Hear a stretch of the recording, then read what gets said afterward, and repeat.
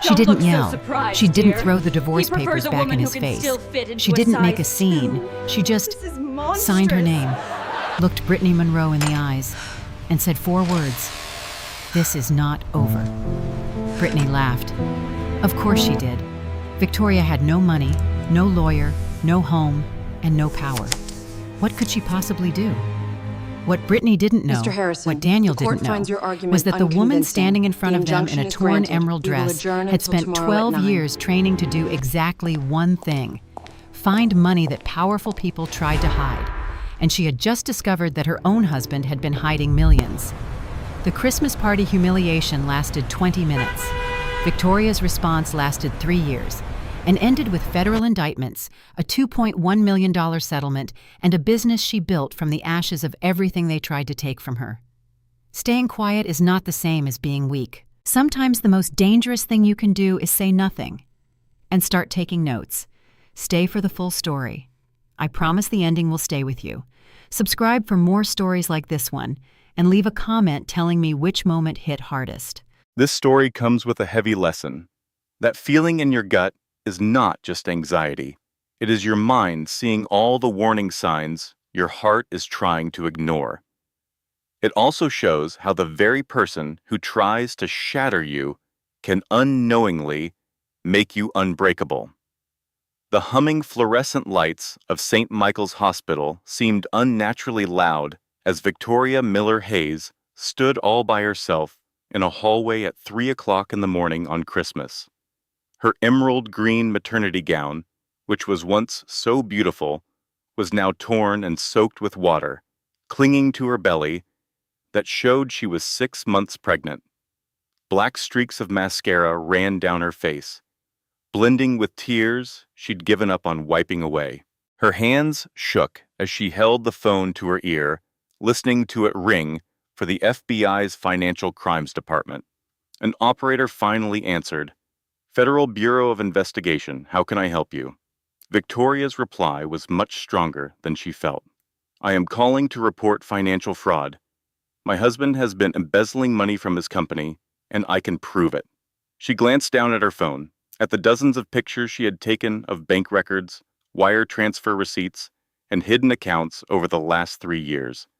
She never understood what she was looking at until tonight, when the truth of it all crashed down on her.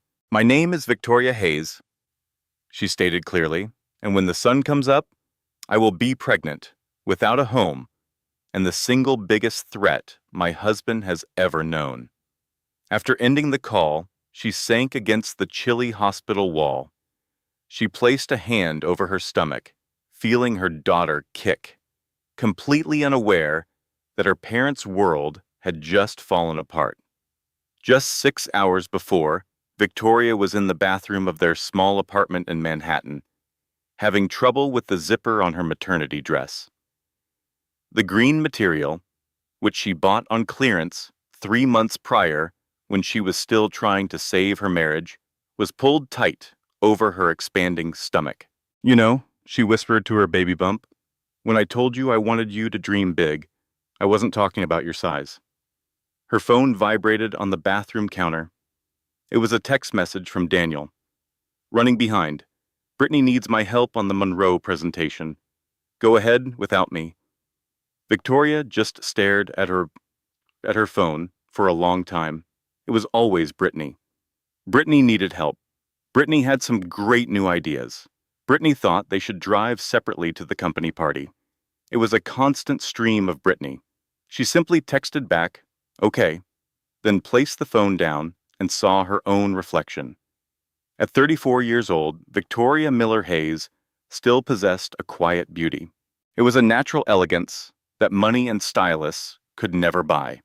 Her dark hair cascaded in soft waves below her shoulders, and her eyes, a deep brown that Daniel once described as honey-colored in the sun, now held a sadness that makeup could not cover. For 12 years, she worked as a forensic accountant, an expert at finding errors in financial documents that pointed to theft and lies. She could track millions of dollars through fake corporations and secret overseas banks with absolute precision, but somehow she had completely ignored all the warning signs in her own life. Or perhaps she realized while putting on her lipstick she had just made the choice not to see them. The annual Christmas party for Hayes Marketing was at the Ashford Hotel, an impressive building in Manhattan that represented both old fortunes and new aspirations.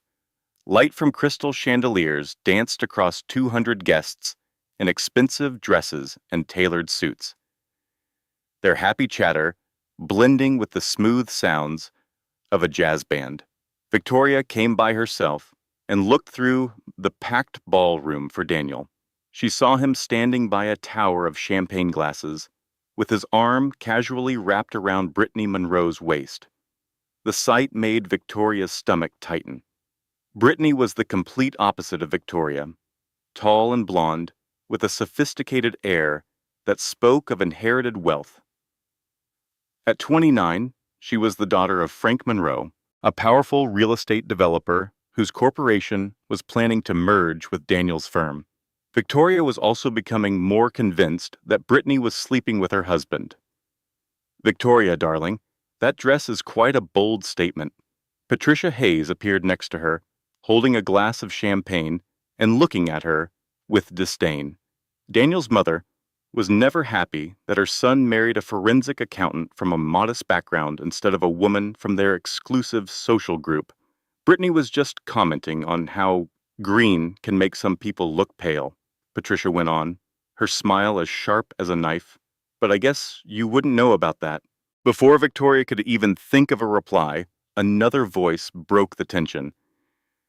"Patricia, your face looks wonderful.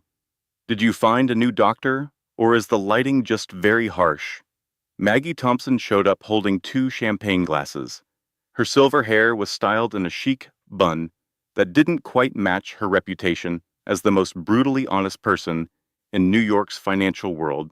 At 58, Maggie was a survivor of 3 divorces, 2 major corporate scandals, and even a short time singing backup for a rock band on tour.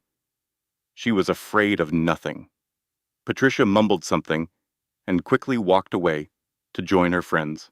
Maggie handed Victoria one of the champagne glasses, but then she recalled Victoria's pregnancy and gave her a glass of sparkling water instead. "Don't listen to her," Maggie advised. "She's had so many cosmetic procedures that her driver's license photo is probably in a different font." For the first time all night, Victoria almost smiled. "Maggie, I need to ask you something. Anything for you. Back when you were married, when you realized it was truly finished, what was the moment you knew?" Maggie's whole expression changed to one of sympathy. "Oh, my dear, you already have your answer. You are just looking for someone to tell you it is okay to believe it." Suddenly, a loud screech from the stage speakers interrupted them. Daniel was holding the microphone, smiling out at everyone and asking for their attention. "Ladies and gentlemen, I need your focus for a moment. I have 2 very important announcements to share with you on this Christmas Eve." Victoria saw her husband of 4 years easily capture the attention of the entire room. It was that same self-assurance that had drawn her to him at a fundraiser 7 years ago. Back then, he was just a junior marketing employee who had accidentally spilled a drink on her book and apologized all night. He had told her he wanted a simple life with her, one based on love, not wealth. She had actually believed him. That version of Daniel was long gone. This man was a stranger who just looked like her husband. "First of all," Daniel announced, "I am excited to share that Hayes Marketing is merging with Monroe Industries. This move will secure our company's future and triple its value." The room filled with applause, but Victoria just stood there, unable to move. And for my second announcement, Daniel's gaze locked with hers from across the room, and she saw a cold, heartless look in his eyes. "I am also announcing my separation from Victoria. We have drifted apart, and I truly wish her the best." A heavy, stunned silence fell over the entire party. Victoria could feel 200 sets of eyes staring at her, and she could hear the whispers starting to spread through the room like a sickness. Brittany then walked up and took the microphone, a smug smile on her face that didn't quite hide her true feelings. I realized this might come as a shock, but Daniel and I are in love. You cannot control who you fall for, and we won't say we're sorry for finding each other. She paused for effect, letting her announcement hang in the air. To be perfectly honest, Brittany added, her voice echoing in the now silent room, Daniel needs a wife who shares his level of ambition, not someone who spends her time clipping coupons and has a car that is older than their marriage. The first laugh came from Daniel's brother, Marcus. It was a harsh sound that bounced off the walls. Then Patricia started to laugh, a light, triumphant sound. In just a few moments, Daniel's whole family was laughing at her. Their ridicule felt like a physical assault. But Victoria stood tall, placing a hand on her pregnant belly. She would not let them see her cry. She thought about the endless extra shifts she had worked to help Daniel get through business school, and all the lonely holidays she had endured while he was out at business functions. She remembered every single dream she had given up for him. Now Brittany was walking toward her, the sound of her high heels sharp on the marble floor. She held a fancy leather-bound folder. "We need you to sign the divorce agreement, Victoria. Daniel had them prepared in advance to make things easier. We want to finalize this by the new year." Victoria stared at the folder in her hands. She knew it contained the papers that would officially end her marriage and probably leave her with absolutely nothing. Daniel had always been in charge of their money. She had given him her complete trust. The irony was painful. A forensic accountant who could find millions in hidden assets for clients was brought down by her trust in her own husband. "The financial offer is quite fair," Brittany announced, speaking loudly so everyone nearby could hear. "Daniel is giving you $20,000. Since you came into this marriage with nothing but student debt, I think you should feel very fortunate." $20,000? Victoria almost wanted to laugh. She had funded Daniel's education. She had worked 60-hour weeks to cover their living expenses while he launched his business. She had dedicated 4 years of her life to him and was now carrying his baby. $20,000. "Before you put your name on that," Brittany whispered, getting closer. Her expensive perfume was overwhelming. "Let me set the scene. Daniel and I are announcing our engagement on New Year's Eve. Your daughter is going to have a stepmother who can finally give her the life she deserves." Something inside Victoria snapped. It was not her heart, which had been slowly fracturing for months over hushed phone calls and late nights shrouded in suspicion. This was different. A colder, harder break. Her mind, the mind of a forensic accountant, suddenly clicked on, cataloging every inconsistency. The merger with Monroe Industries was announced only weeks ago, but Brittany spoke about their relationship as if it spanned years. Daniel's company had been losing money for a year and a half, but he was sporting a $30,000 watch she had never seen before. The references to offshore accounts she had found in his study and brushed off as client files. The red flags were all there. They always had been. She had just chosen not to see them. Victoria accepted the pen Brittany held out. Her hand shook, not from weakness, but from the immense effort it took to contain the storm of rage building inside her. She signed her name on the divorce documents. "There is a good girl," Brittany said. "Now you should go. The grown-ups have some celebrating to do." Victoria looked up, her gaze locking with Brittany's triumphant stare. "You think this is over?" she asked, her voice low enough that only Brittany could hear. "It is not." Brittany's laugh was sharp and full of scorn. "Sweetheart, you are nothing. What could you possibly do?" Victoria did not answer. She simply spun around and walked through the hushed ballroom, past the gawking guests and the sneering Hayes family, heading for the exit.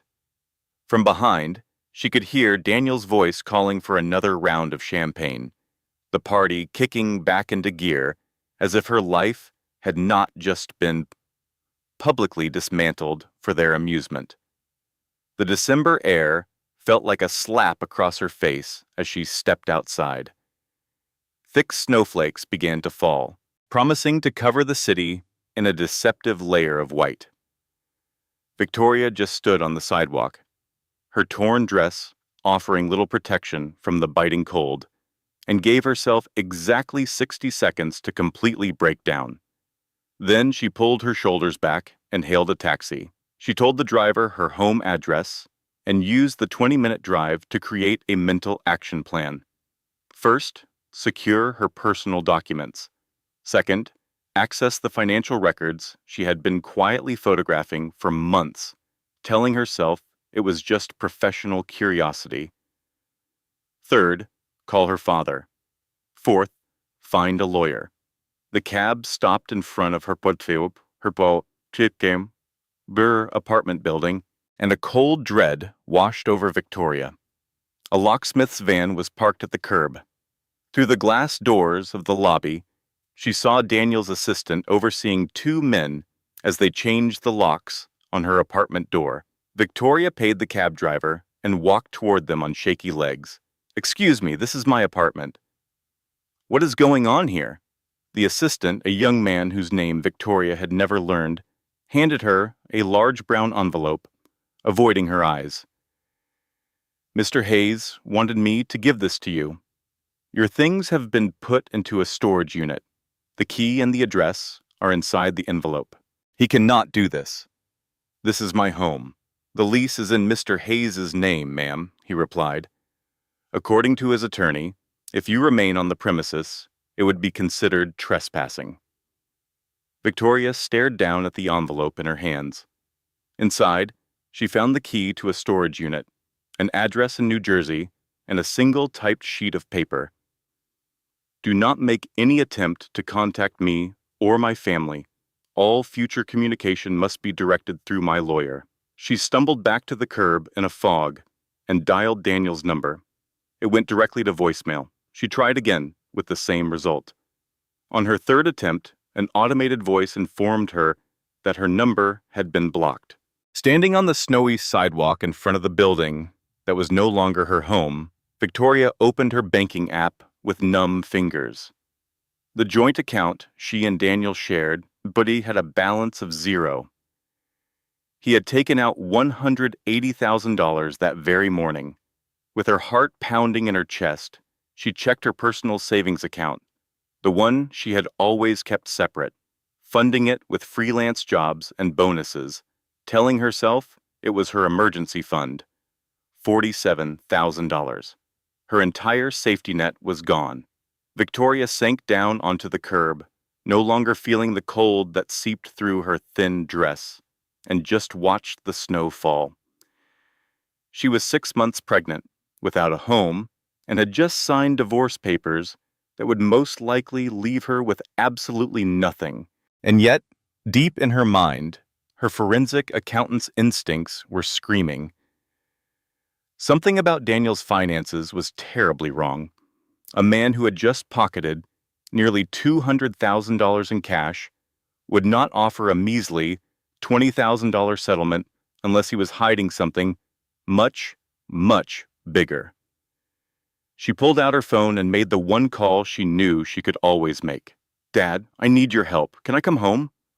Harold Miller's house in Queens was a perfect time capsule of Victoria's childhood. It was small, flawlessly kept, and filled with the memories of a 40-year marriage and the 18 years he spent raising a daughter by himself after his wife passed away. The Christmas decorations were minimal this year. Since being diagnosed with early-stage dementia, Harold had his good days and his bad days, and decorating had been too much of a challenge.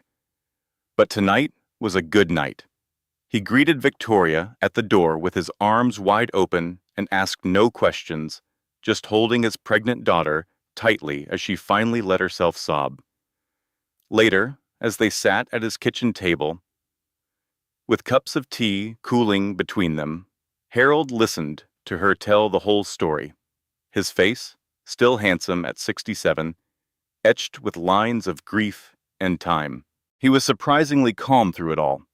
When Victoria finished speaking, he sat in silence for a long moment. "That boy never knew how to load a dishwasher properly," Harold said at last.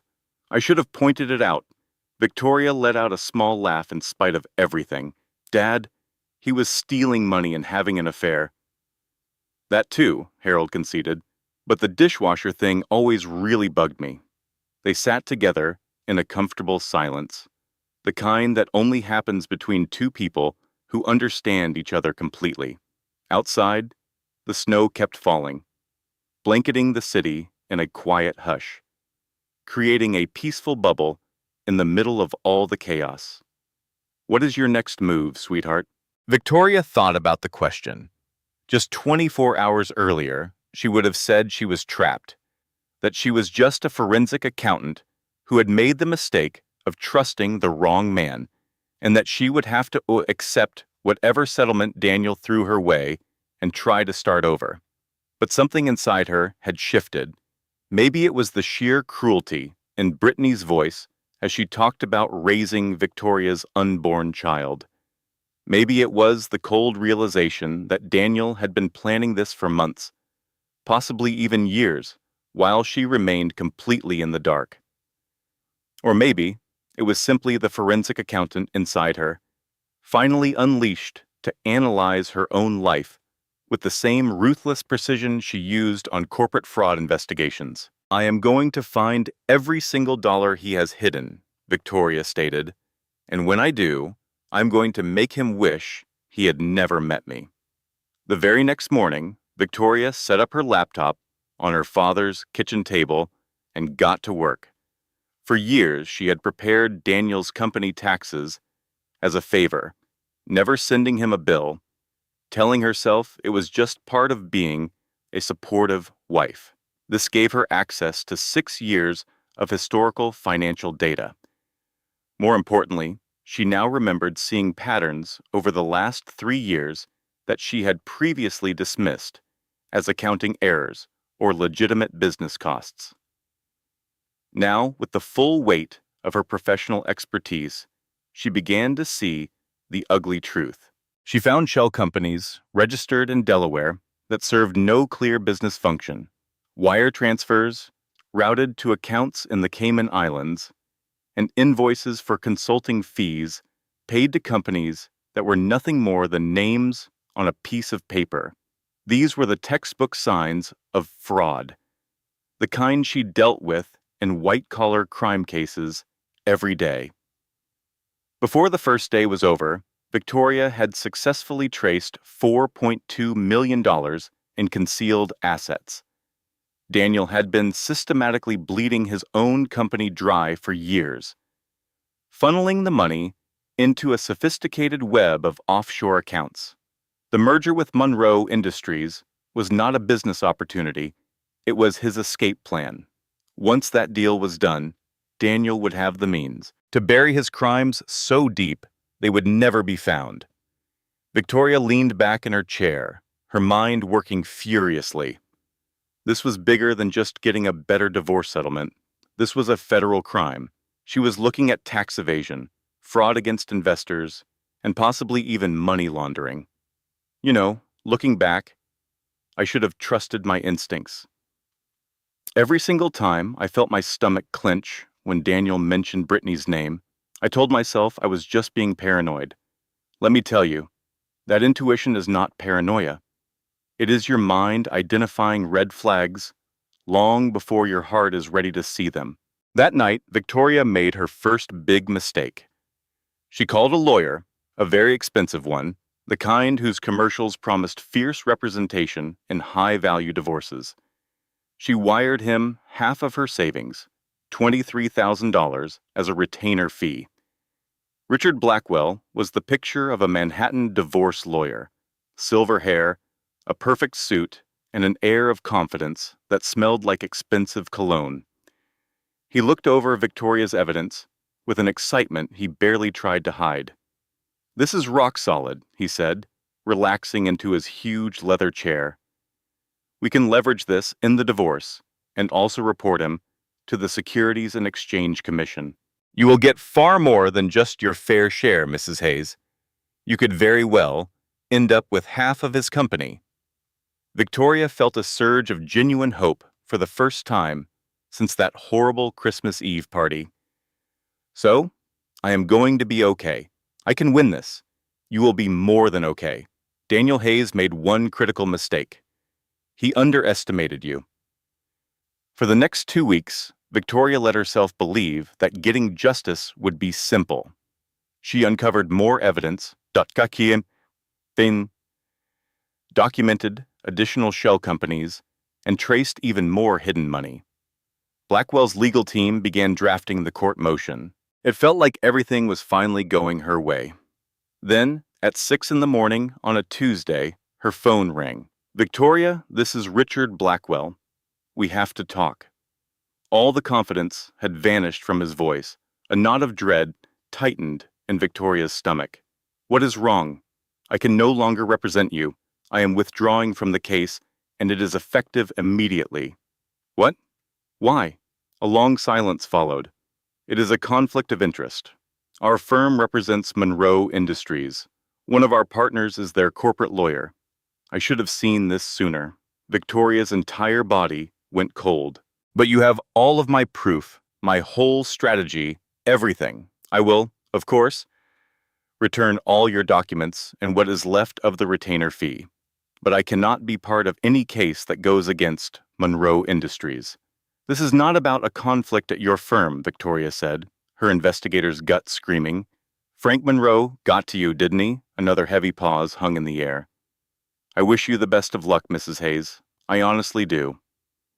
Then he hung up. For the next 3 days, Victoria called every single divorce lawyer in Manhattan. After the 12th straight rejection, the pattern became painfully obvious. Frank Monroe, who was Brittany's father, had his tentacles in every major law firm in the city. His massive real estate company used armies of lawyers. Those lawyers had friends who worked in family court, who had partners in corporate law, who had friends from school in criminal defense. Nobody would touch her case. This is where I learned a huge lesson. Always have a secret bank account that your spouse knows nothing about. It is not because you are planning to leave. It is because you absolutely need a way out if your world completely collapses. The $47,000 I had saved up from my freelance work was about to decide if I would survive or be destroyed. Just 3 weeks after that horrible Christmas party, Victoria's savings had shrunk to only $12,000. The lawyer's initial fee, the cost of putting her things in storage, and just trying to live had eaten up the rest. And that is when Daniel made his move. The first papers arrived through certified mail. It was a petition asking for full custody of their unborn baby girl. Victoria felt a wave of horror as she read the document. Daniel's attorneys were painting her as a woman who was coming undone. They used her trip to the emergency room on Christmas night, when she went to make sure the baby was okay after the incident with the water, as proof of her mental instability. They even had statements from Daniel's family saying she had been paranoid and unpredictable for weeks before he announced the divorce. They brought up her father's dementia as proof that she had a family history of mental health problems. It was a complete fabrication, but these were lies crafted with the kind of expensive legal skill that costs thousands of dollars for each paragraph. They carried the authority of the most powerful law firms in Manhattan. The second set of papers showed up the very next day. It was a temporary restraining order. Victoria was now blocked from going to their home, from looking at Daniel's financial papers, or from getting any of the evidence she had been collecting. The order falsely claimed she had been making threatening phone calls to Brittany Monroe and had to be kept away to ensure everyone's safety. She had never called Brittany, not even one time. The third legal document was delivered the week after. It was a motion to force Victoria into a psychological evaluation before they would even consider custody. Daniel's lawyers claimed her accusations of his financial crimes were just delusions. They said it was proof of a paranoid personality disorder made worse by her pregnancy hormones. Victoria sat in her father's kitchen, staring at a mountain of legal papers she had no money to fight, and felt something inside her shatter. Here is a hard truth nobody tells you about getting a divorce. It is not about who is telling the truth. It is about who has enough money to keep fighting the longest. That is why you have to save everything, every single text message, every email, every bank statement, because when you cannot pay for a lawyer, that evidence has to speak for you. Her friend Maggie found her there 3 hours later, still frozen, staring at the restraining order. "I brought you some minestrone soup," Maggie said as she put a container on the table, "and some whiskey. The whiskey is for me. Watching you deal with this is making me crazy." Victoria finally looked up at her friend. "He is going to take my baby, Maggie. He does not even love her. He just wants to destroy me. Honey, you need to listen to me." Maggie pulled a chair over and sat down hard. "I have been divorced 3 times. Do you know what I figured out? The whole system is rigged. But you do not need it to be fair. You just need to be smarter than he is, and you are so much smarter than him. He just has no idea yet. I do not have a lawyer. I do not have any money, and they are watching every move I make." "Then you have to stop doing what they think you will do," Maggie said, leaning in. "Victoria, you are a forensic accountant.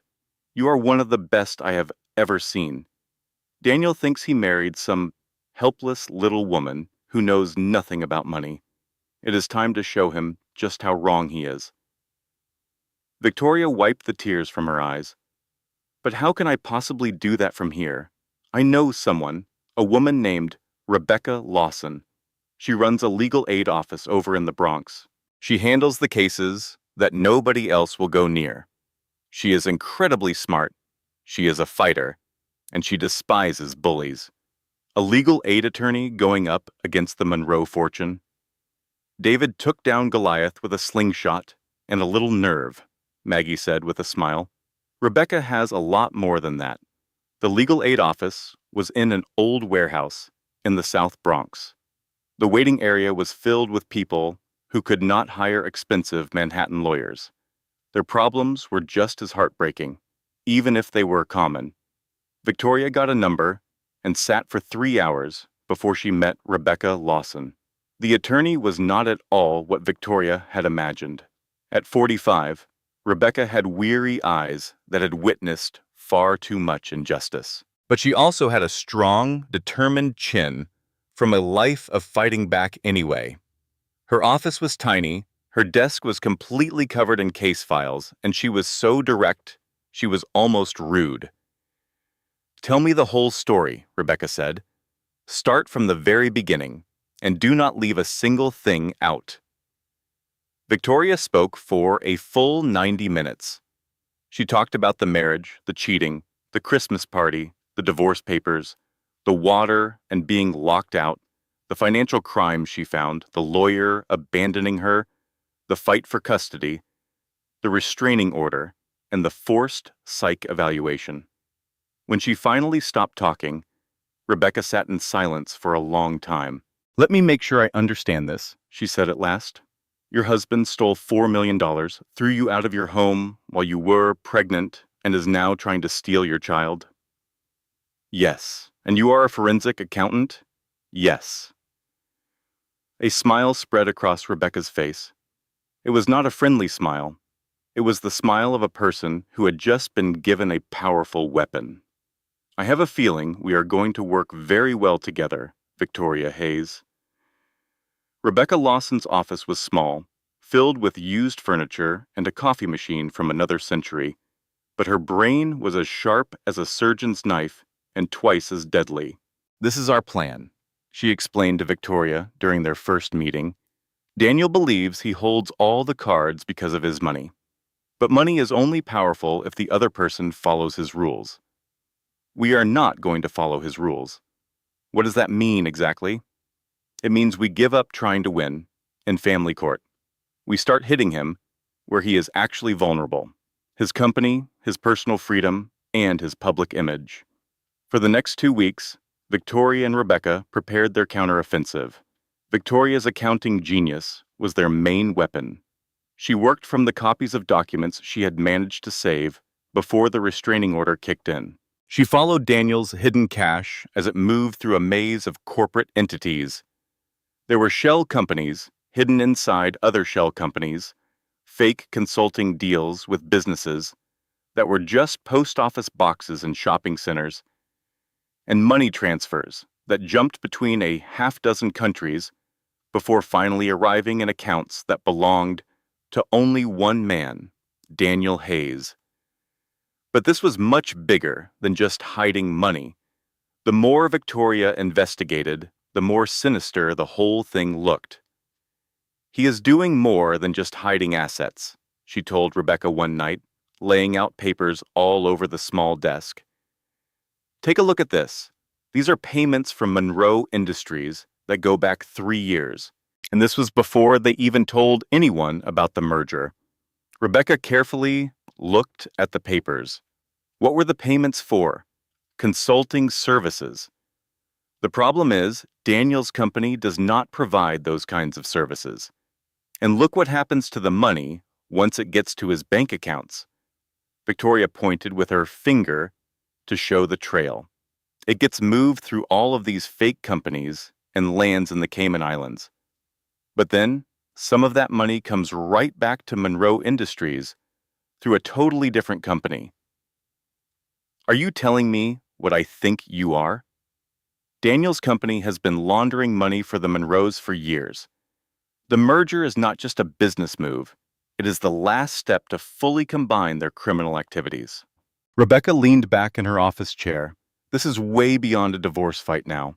This is a federal case, organized crime charges, serious prison time. And there is something else. Victoria took out another stack of papers. I found links to Brittany, direct personal payments from Daniel to bank accounts she owns. They go back for 3 years. This affair was not a new thing. They have been scheming together since before he and I even got married.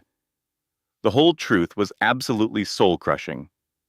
Daniel had never been in love with Victoria. She had just been useful, a brilliant accountant who could help him grow his company, all while she had no idea what he was really doing. The moment the Monroe deal came along, she became a problem he needed to get rid of. Their entire marriage had been a complete lie. "I am so sorry," Rebecca said, her voice soft. It was the first time Victoria had detected any real sympathy from her. "Do not be sorry," she replied. "Just help me make him regret all of it." They filed their legal motion late on a Friday afternoon, choosing the time to get the most media attention. Rebecca knew people at 3 different local news channels who were always looking for stories about rich men in Manhattan getting into trouble. The motion laid out Daniel's crimes in brutal detail, including the hidden money, the tax fraud, and the possible money laundering. Links to one of New York's most powerful real estate dynasties. It listed names, detailed specific transactions, and offered up enough proof to make a federal prosecutor's mouth water. Daniel's legal team reacted with outrage, immediately filing emergency motions to bury the records and punish Rebecca for making baseless claims. The family court judge, however, was curious. At the hearing, Judge Patricia Coleman said, "The claims made in this motion are incredibly serious. Mr. Hayes, your lawyers have requested that I seal these documents and write them off as the paranoid fantasies of your estranged wife. Would you like to explain why?" Daniel's lead lawyer stood up and said, "A paranoid fantasy would not contain specific wire transfer numbers and banking details. Your Honor, Mrs. Hayes is a forensic accountant. She possesses the technical expertise to create fake documents that look completely authentic. We contend that she is suffering from a delusional disorder made worse by her pregnancy, and these documents are a result of that delusion." Judge Coleman simply raised an eyebrow. "So, your argument is that she is too skilled at her job for anyone to believe her?" We are asking for more time so our own experts can look at the authenticity of these documents. The judge's voice was sharp as she said, "Motion denied."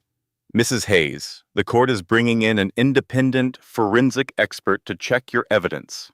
If the information you have brought forward is legitimate, this case will be handed over to federal authorities. But if you have made it all up, you will be in serious trouble. Do you understand? Victoria stood tall. Yes, Your Honor. I understand completely, and I have absolutely nothing to hide. It was the first time since Christmas that a small flicker of hope ignited within her. The independent forensic examiner was a retired Federal Bureau of Investigation agent named Walter Morrison, with no connection to anyone involved. He made that very clear to them. He dedicated 2 full weeks to going over Victoria's files, checking her conclusions against public records, and conducting his own investigation into the questionable transactions. He delivered his final report on a snowy morning in February, precisely 6 weeks after that terrible Christmas party. Morrison announced to the court, every single transaction is legitimate. Mrs. Hayes's work is not just correct, it is actually cautious. She uncovered $4.2 million in hidden assets. My own review indicates the real number is probably closer to $5.8 million. I also discovered proof that points to a connection with Monroe Industries that might not just involve Mr. Hayes's company, but could also include possible securities fraud. A wave of whispers swept through the courtroom. Daniel was frozen at his table, and his high-priced lawyers suddenly lost their confident expressions. From the gallery, Brittany's face had turned completely white. Judge Coleman brought the room back to order with a loud bang of her gavel. After reviewing this report, she declared, I am making the following rulings. First, the temporary restraining order against Mrs. Hayes is canceled, effective right now. Second, Mr. Hayes must give a full and complete list of all marital property within the next 14 days. Third, this court is sending the evidence of possible fraud over to the United States Attorney's Office so they can investigate. And fourth, the most important issue for us today, temporary custody of the baby, once born, will go to Mrs. Hayes until this case is fully resolved. Victoria's hands trembled. She glanced at Rebecca, who was grinning from ear to ear. We did it, Victoria whispered. Rebecca corrected her. We won this battle, but the war is just getting started.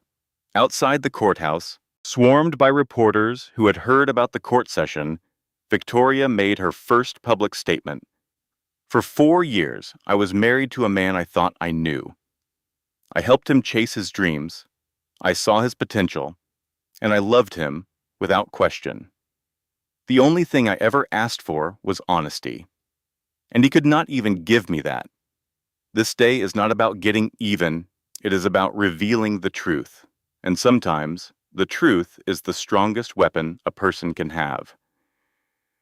That evening, Victoria finally let herself feel a sense of victory. Maggie came over with champagne, which Victoria could not touch, and some sparkling cider that she could enjoy. Harold was having a wonderful day, smiling and sharing stories about Victoria's mother. For just a little while, it felt like everything was going to be all right. We actually pulled it off, Victoria said, as she rested one hand on her stomach, feeling her daughter kick in reaction to all the laughter. I really did it. Maggie lifted her glass and toasted. To the most dangerous woman Daniel Hayes ever had the misfortune to cross. Victoria smiled. She had forgotten the feeling of hope, but now it was coming back to her. She should have realized that this peace would not last. The first warning sign appeared 3 days later, when her father had a bad episode and wandered away from the house. A neighbor discovered him 2 hours later, nearly 4 miles from home, disoriented and certain he was searching for his wife, who had passed away.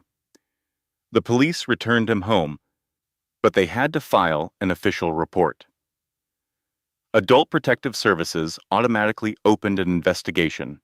A social worker arrived to evaluate the home, holding a clipboard filled with questions about his supervision, his care, and what safety measures were in place. Victoria did her best to manage the situation. She hired a part-time caregiver, put extra locks on all the doors, and struggled to juggle caring for her father, preparing for court, and watching her savings disappear. That was when Daniel's lawyers made their move. Your Honor, his lead lawyer argued in the next hearing, we have new information that suggests Mrs. Hayes is not capable of providing proper care for a newborn baby. She cannot even keep an eye on her own elderly father, who left her home and was later found by the police in a confused state. How could this court possibly grant her custody of a helpless infant?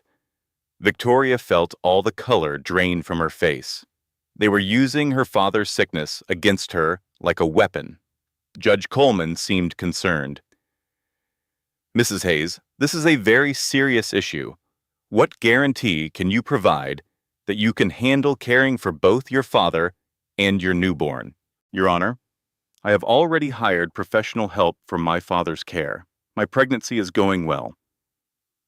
I have a strong support network of friends and coworkers. My father's condition is under professional medical care. Still, the court has to look at the entire situation. I am ordering a complete custody evaluation before I make a final decision. That evaluation would last for weeks. Anything could happen in that time, and Daniel's lawyers would be searching for any weakness they could find. That night, the second shoe dropped. After the hearing, Victoria went back to her father's house, only to discover that her car window had been smashed in. Her laptop was gone. She had only left it on the back seat for 15 minutes while she ran inside to check on Harold. That laptop held everything, all her proof, every single document, every financial trace, and every transaction record she had spent the last 6 weeks carefully putting together. No, she whispered, staring at the shattered glass all over the seat. No, she called Rebecca right away. It is all gone. Months of hard work. Someone took it. Please tell me you made a backup. Please tell me there are copies somewhere else. The silence on Victoria's end of the line was the only answer Rebecca needed. The backup in the cloud was connected to the laptop, she finally managed to say. When they took the computer, they got into everything. They deleted it all. The following morning, Victoria found out her email account had been hacked. Every message she had exchanged with Rebecca, every single strategy session, and every piece of evidence she had sent online was gone, completely erased. Daniel did not just steal her proof, he had wiped it from existence. The next custody hearing was a complete nightmare. With no evidence to show, Victoria's claims about fraud were reduced to nothing more than accusations, unsubstantiated stories from a woman who, as Daniel's legal team painted it, was emotionally unstable, incapable of caring for her elderly father, and possibly suffering from paranoid delusions. Daniel took the witness stand, his eyes filled with tears.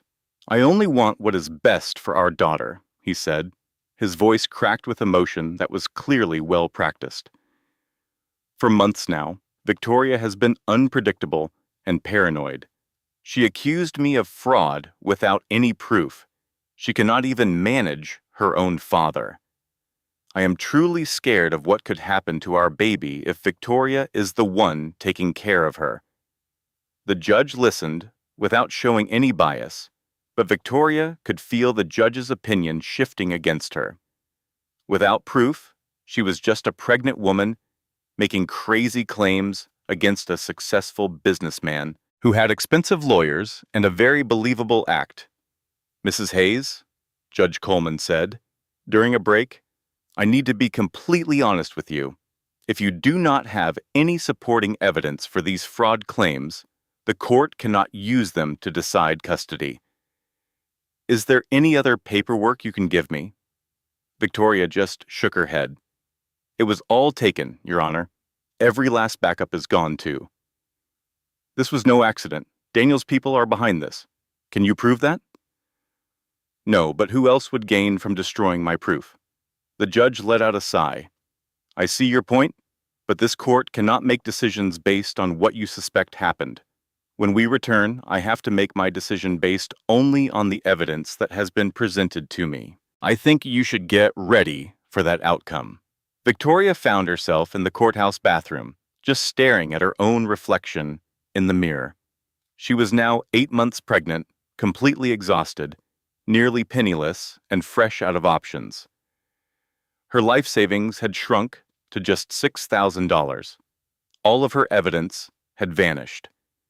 Her father's health problems were being used as a weapon against her, and the next day she could lose custody of her daughter to a man who never even wanted a child, a man who only saw the baby as a way to hurt her. How did it come to this? She wondered. How did my entire life unravel so completely? Just then her phone buzzed. It was a text message from Maggie. Her lawyer's a shark, Victoria, but karma's a bigger one. Just hold on.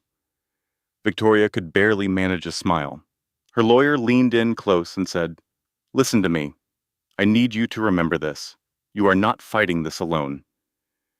Plenty of other women have seen exactly what you have seen, and they know what you know. Help can show up when you have given up all hope.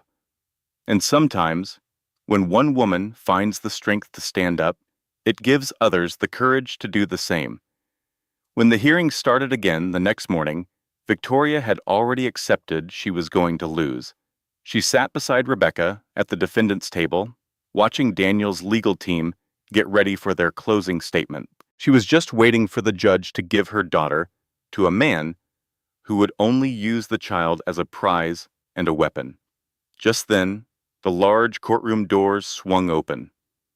A woman Victoria did not recognize at all walked confidently up the aisle, moving with such purpose that every head in the room turned to watch her. She looked to be in her middle 30s, was dressed for business, and carried a leather briefcase that seemed to be overflowing with files. Your Honor, the woman said, moving toward the bench. Please forgive me for interrupting. My name is Karen Edwards. I worked as Daniel Hayes' executive assistant until 6 months ago, when he fired me for asking about the company's finances. I have some information that is critical to this case. I am certain the court will want to see it. All the color drained from Daniel's face. Judge Coleman observed the newcomer with a curious gaze.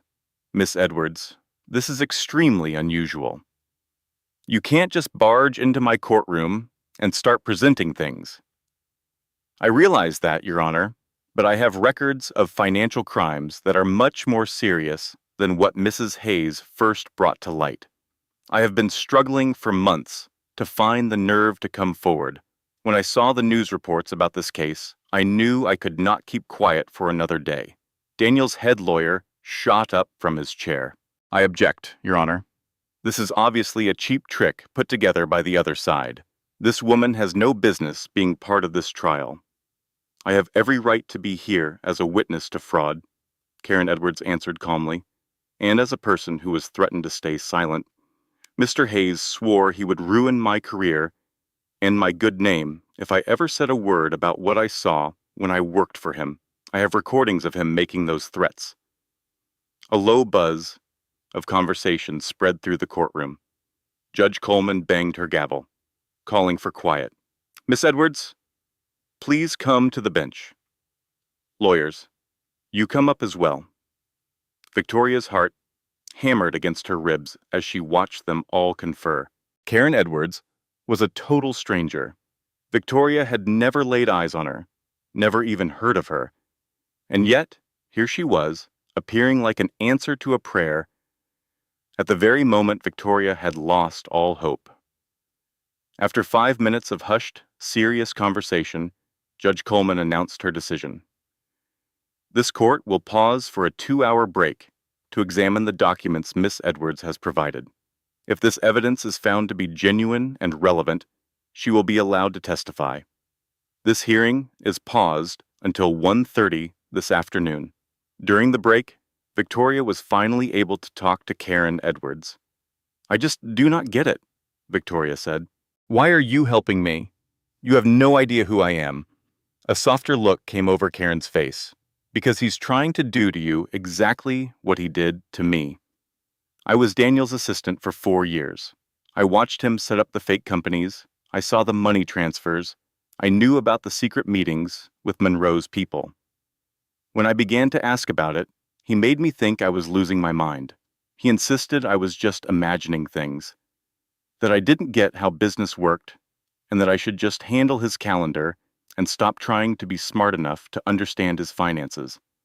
So I started making copies of everything, from emails and invoices to confirmations of the wire transfers.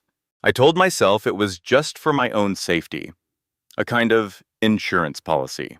But then one day, Daniel discovered I had been looking into things. He fired me right then and there and warned me he would have me blacklisted from every single company in New York if I ever spoke about what I knew." Karen unlatched her briefcase and started taking out file folders. "I kept the copies anyway. I had no idea what to do with them. I couldn't afford a legal battle, and I was too scared to go to the police. Then I saw your story on the news, saw what he was putting you through, and I saw that he was about to get away with it all over again." She looked directly into Victoria's eyes. "I just couldn't stand by and let that happen to another person." Victoria felt the sting of tears welling up. "You have saved my life, you realize that, don't you? You've saved me and my baby." "I saved myself too," Karen added in a low voice. "I've been holding on to this secret for half a year, and it has been eating me up inside, watching you stand up and fight. Even when you had nothing left, made me see that staying quiet wasn't protecting me. It was only protecting him." When the hearing started again, Karen Edwards was called to the witness stand. What she revealed was absolutely crushing. She presented emails between Daniel and Frank Monroe, where they planned their money laundering schemes. She showed records of wire transfers that detailed millions of dollars moving through fake consulting firms. And she played recordings of Daniel threatening her. His voice was perfectly clear as he promised to ruin her entire life if she ever spoke up. But the most shocking piece of information was yet to come. "Miss Edwards," Rebecca asked during her questioning, "how long have you known about the affair between Daniel Hayes and Brittany Monroe?" "For 3 years," Karen answered, "since long before Mr. Hayes even married Victoria. They were already a couple when he asked her to marry him. I overheard them laughing about it once. Daniel said Victoria was perfect for his plan because she was a great accountant, but too innocent to ever suspect what was actually happening. Brittany said she didn't mind sharing him for a while, as long as he ended up with her." Each word felt like a physical punch to Victoria. Their whole life together had been a complete and total fraud from day one. She had been nothing more than a pawn in his game. "And what can you tell us about the merger between Hayes Marketing and Monroe Industries?" Rebecca pressed on. "It was never a real merger," Karen explained. "It was his escape plan. Daniel had been cleaning money for the Monroes for years. The merger was just a way to make it all look legal on paper and finalize everything. Victoria was supposed to be pushed out of the picture before she could figure anything out." "Just one more question," Rebecca said. "Do you have any information about who might have taken Mrs. Hayes' laptop and destroyed all her evidence?"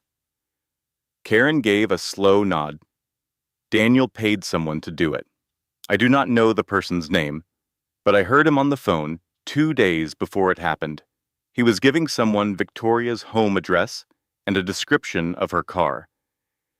He was laughing about how she would have no way to prove anything without her files." A heavy silence fell over the courtroom. Even Daniel's own attorneys seemed shocked by how deep his deception went. Judge Coleman announced another break to go over the new evidence.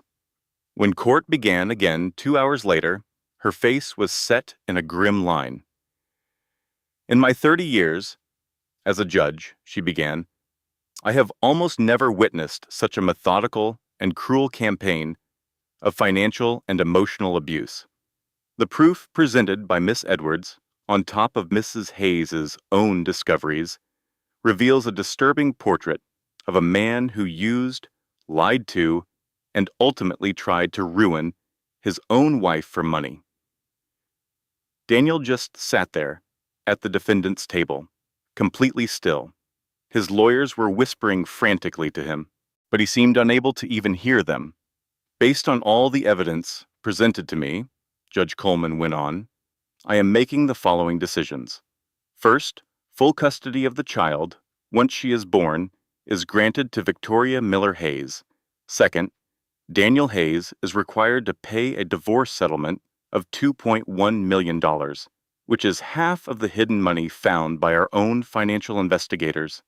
Third, this court is forwarding all evidence of these financial crimes to the Federal Bureau of Investigation and the United States Attorney's Office for a criminal investigation. And fourth, a permanent restraining order is now in effect, which forbids Daniel Hayes from ever contacting Victoria Hayes or their daughter in any way." She then looked straight at Daniel.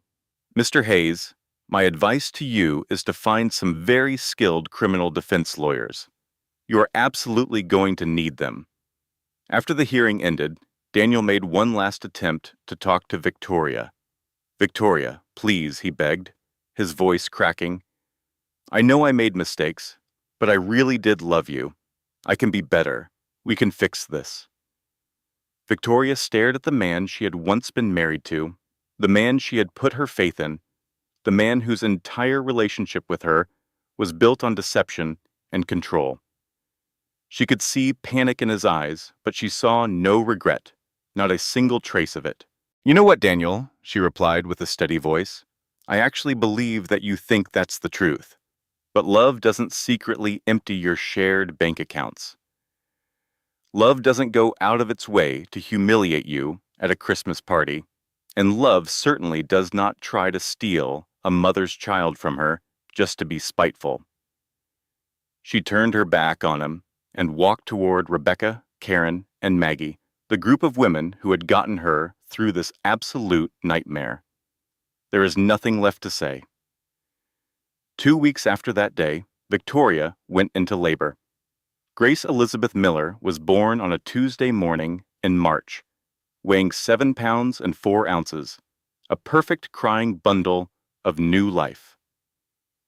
As Victoria held her daughter for the first time, she felt a wave of something she thought she had forgotten. It was pure, simple joy. Harold was there, having one of his good days, with tears running down his wrinkled cheeks as he looked at his new granddaughter. Maggie was there, cracking tasteless jokes about the hospital cafeteria. Rebecca was also there, having taken the morning away from work to be part of the moment. Even Karen Edwards sent a bouquet of flowers with a card attached. It said, "Welcome to this world, Grace. You have one seriously tough mother." 3 months after that, Daniel Hayes was charged with 23 counts of wire fraud, tax evasion, and money laundering. Frank Monroe was facing his own set of charges, and his entire real estate empire began to collapse as investigators continued to expose decades of his financial crimes. As it happened, Brittany Monroe was completely in the dark about her father's business dealings. She honestly thought Daniel was in love with her and that they were building a genuine future. But then the evidence came out, showing her father was using her as a pawn to control Daniel. The marriage was nothing more than a contract. In that moment, Brittany's entire world crumbled. "That cannot be true," she insisted during her statement. "My daddy loves me." Frank Monroe's reply was captured on tape for everyone to hear. "I needed his marketing firm for our tax strategy," he said. "You were just a bonus." For a split second, Victoria felt a pang of pity for her. Just for a second. The trial against Daniel went on for 3 weeks. The mountain of evidence against him was impossible to ignore. Karen took the stand, her testimony lining up perfectly with Victoria's financial investigation and the documents the federal agents had confiscated. Together, it all told a clear story of calculated fraud that had been going on for almost 10 years. It only took the jury 4 hours to come back with a guilty verdict on every single charge. When it was time for sentencing, Victoria was allowed to speak. "I did not come here for revenge," she declared, looking directly at the man who had tried to ruin her life. "I came here because people need to be held accountable. I came because the truth is important. And I came because I know there are other women trapped in the same kind of relationship I was. They are being manipulated, they are being gaslit, and they are being told they are losing their minds for noticing what is happening right before their eyes. I need those women to hear this. You are not crazy, you are not by yourself, and if you decide to fight, you can absolutely win." In the end, Daniel was given a 12-year sentence in a federal prison. Frank Monroe got 15 years. The entire Hayes family fortune, which was built on lies, was taken away and given back to the people they had cheated. As for Patricia Hayes, she lost her status, her friends, and was looking at her own court battles for living off of stolen money. She disappeared into a tiny apartment in New Jersey, and no one ever heard from her again. 3 years down the road, on a beautiful spring morning, Victoria Miller was standing on a sidewalk in Lower Manhattan. She watched as workmen installed the sign over the entrance to a quiet office building. The sign read, "Second Chances Financial Forensics," and underneath, "Because every woman deserves the truth." Maggie came up beside her, holding 2 coffees. "Not too shabby for a girl from Queens," she said with a grin. Victoria smiled back. "I had some good people on my side." "You sure did," Maggie agreed. "And speaking of that, your very first client is inside waiting for you." She is a young woman, very scared, who just discovered her husband is hiding assets. Ring any bells? Victoria accepted the coffee and walked through the door. The office felt cozy and safe, not flashy. The walls were covered with drawings by her daughter, Grace, and pictures of the new little family she had created from the ruins of her past. Her friend Rebecca handled all the legal work to get the business started and sent clients her way. And Karen was her first hire, using that same sharp eye for detail to uncover secrets that she once used to help Daniel conceal them. In the waiting room, a young woman with teary red eyes looked up as Victoria came closer. "Mrs. Miller?" she asked, her voice trembling. "I do not know if you can do anything for me. My husband keeps telling me it is all in my head, that I am just being paranoid, but things are not adding up. And then I found these statements from a bank I did not know about, and I just feel so lost." Victoria took a seat opposite the woman and gently took her hands. "I believe you," she said softly, "and I will help you get to the bottom of this." Later that day, Victoria went to her father's house to get Grace. Harold was having a great day, running around the backyard with his granddaughter, who was screaming with delight. "Mommy!" Grace yelled, running over to hug Victoria's legs. "Grandpa told me you are the strongest person in the whole world." "Oh, did he?" Victoria chuckled. "Even stronger than a dinosaur?" She laughed as she lifted her daughter into her arms. "Grandpa tends to overstate things." "No, I do not," Harold said, walking over with a big smile. "Your mom is way stronger than any dinosaur," he insisted. "She is stronger than just about anything." That evening, long after Grace was tucked into bed and the house fell silent, Victoria sat alone in her kitchen. She sipped her tea and let her mind drift back over everything that had happened. She remembered standing in a cold hospital hallway at 3 a.m., pregnant, embarrassed, and feeling completely alone. She wondered how her entire life had shattered into so many pieces. She remembered signing divorce papers in the middle of a Christmas party as 200 guests celebrated around her. She had lost her house, her money, and almost lost her own child. But through all that fire, she found something she never knew she had: a deep well of her own strength and incredible ability to bounce back. She had survived complete devastation and came out the other side not just whole, but a new person entirely. She thought about how people sometimes ask if she regrets her marriage to Daniel. She used to, but not anymore. That marriage gave her grace. It gave her a new mission in life, and it proved that sometimes the very person who tries to shatter you is the one who accidentally makes you unbreakable. A week later, a letter came. It was from Daniel's lawyer, stating that Daniel was asking for an early release and wanted to know if she would fight it. Maggie saw her staring at it in the office. "Are you going to write back?" she asked. Victoria stared at the letter for a few seconds more, then stood up, walked over to the paper shredder, and pushed it through the slot. She did not even bother to open it. "No," Victoria said calmly.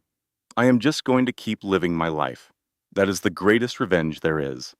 She went back to her desk, where a fresh pile of files was waiting.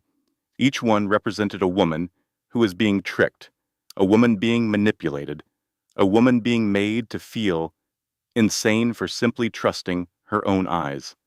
Victoria picked up the top file and started to read.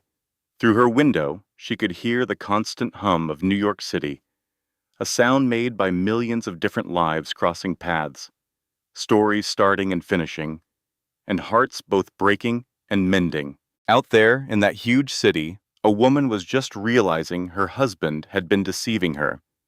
Somewhere else, a wife was working up the nerve to ask questions she feared the answers to. Somewhere, a mom was questioning if she had the strength to shield her kids from the very man who swore he would always love her. Victoria was going to find every one of them. She was going to give them help. She would prove to them that they were not by themselves, that you could fight back against the system, and that the truth remained the strongest tool they would ever have. This was the lesson she learned from her own personal wreckage. It was not that life is always fair, because it is not. And it was not that good always wins, because sometimes it does not. The lesson was that regular women have a remarkable strength hidden inside them, a strength they often do not find until they have lost everything and are forced to dig deep. Her daughter, Grace Elizabeth Miller, was only 3 years old and already had a fiery spirit. She would be raised to understand her own value from the very beginning. Her mother had learned a painful lesson: that your real worth is on the inside, that real love never asks you to make yourself smaller, and that sometimes losing it all is the only way to see things clearly. As the sun began to set over the city, it brushed the clouds with colors of gold and rose. Victoria watched it all from the window of her office. She held a cup of tea that was slowly growing cold, thinking about holiday parties and legal documents, and the person she used to be before her world collapsed. That version of her was gone forever.